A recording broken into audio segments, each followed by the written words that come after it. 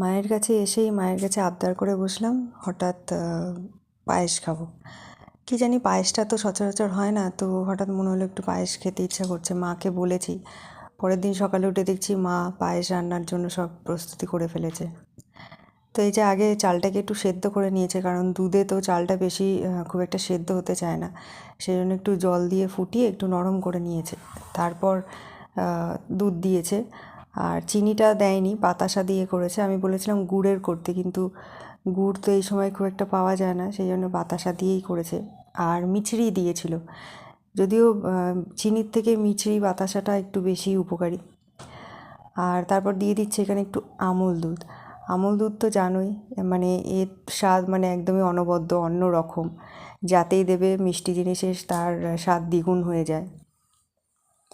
তো এই যে এখানে দিয়ে দিয়েছে, খুব সুন্দর হয়েছিল।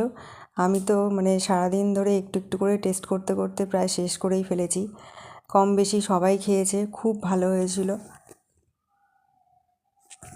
আর মায়ের হাতে যাই বানানো হোক না কেন, সেটা তো অমৃত সমান। তো তোমরা কে কে পায়েস খেতে ভালোবাসো অবশ্যই কমেন্টে জানিও। আমি যদিও একটু মিষ্টিটা কম দিতে বলেছিলাম।